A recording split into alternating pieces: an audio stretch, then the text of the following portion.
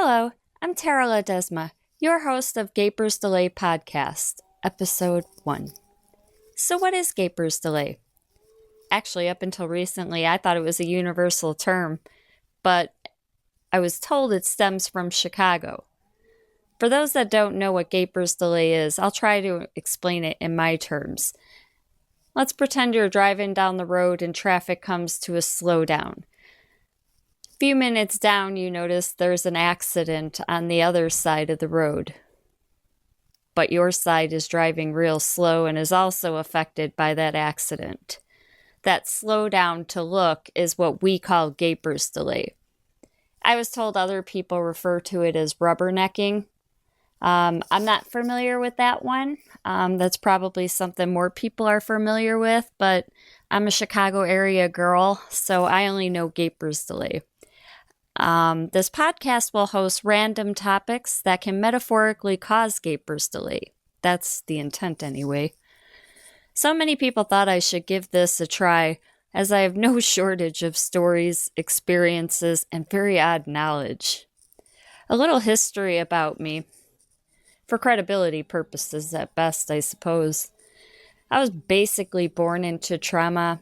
I survived childhood, school bullying, so many jobs in my adult life. I think I attribute that to my inattentive ADHD, but that diagnosis was actually just recent.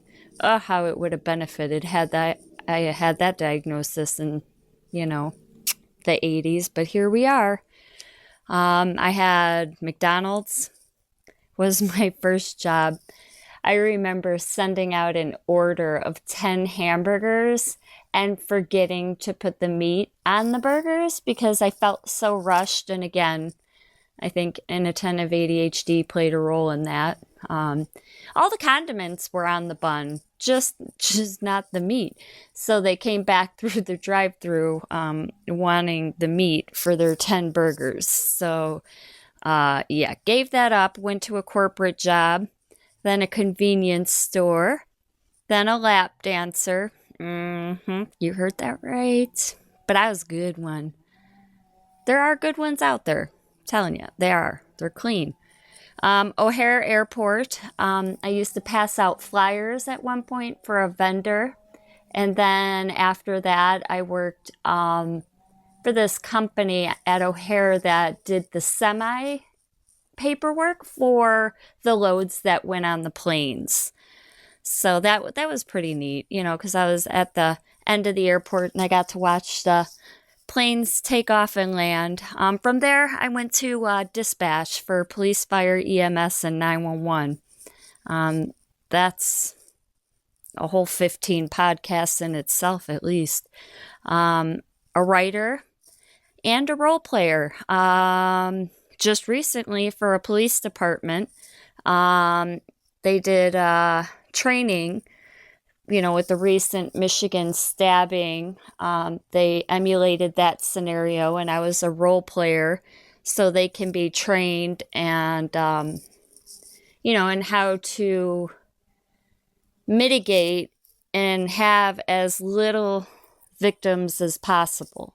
So the quicker we can get these guys trained for these situations, the better we are. So if I have to role play to make that happen, I will do it. And I love it.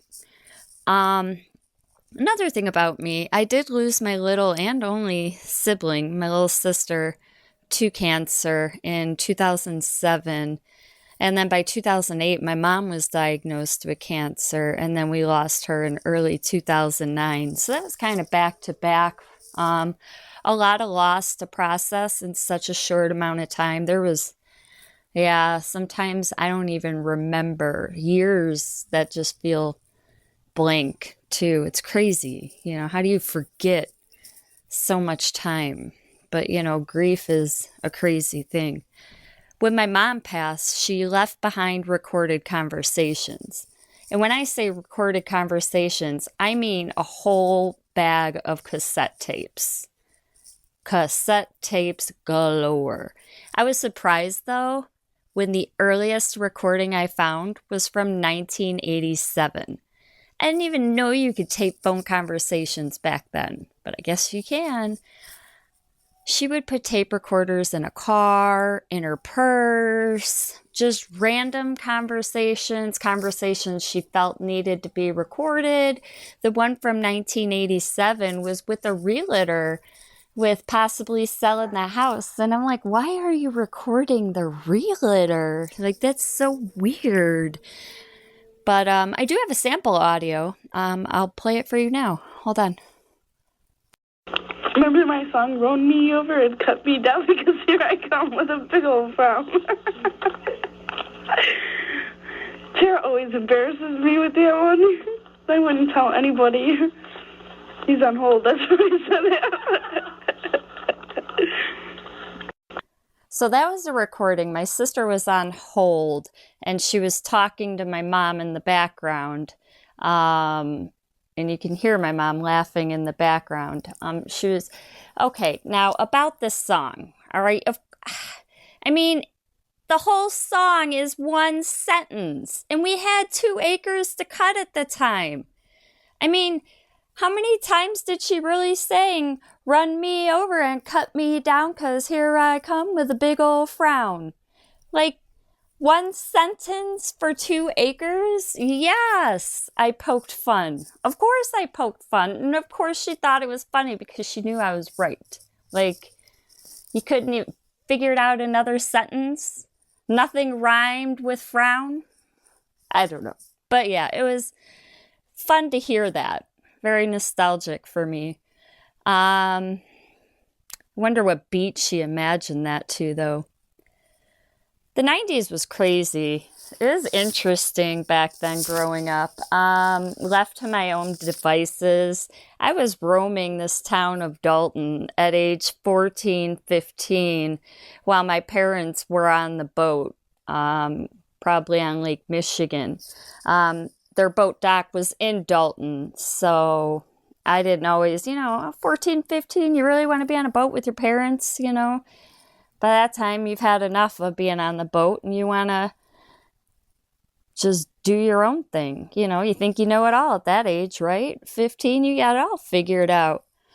But, yeah, I mean, although it was, crazy because thinking we all had it figured out, the teen clubs alone were felonious, Like, how do you have teen clubs back in the 90s that allowed people who were ages, 19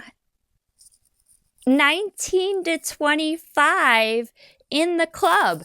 And the only thing that separated you from the drinking adults was they had on a 21 and older bracelet. Like, those weren't hard to slip off. I mean, I can bring my thumb to my pinky and make my wrist pretty small if I need to. Or, cut and retape. I don't know. There's ways, If there's a will, there's a way. And that just feels felonious. But although in the 90s, I did hang out with some felonious people. I guess it felt like home when I was, young. Although the perk of not being, not having a cell phone, back then, a cell phone in hand generation, there was no evidence. And that's probably why most of the people I know don't have a DOC number. Well, half the people I know don't have a DOC number, or had at one point. In case you don't know, a DOC is Department of Corrections number. Yeah, so funny, not funny, but, with life comes, I guess, what do they say? For every action, there's a reaction. With that being said, I probably should check statute of limitations before posting some of these stories. I'm mostly just kidding. Just kidding.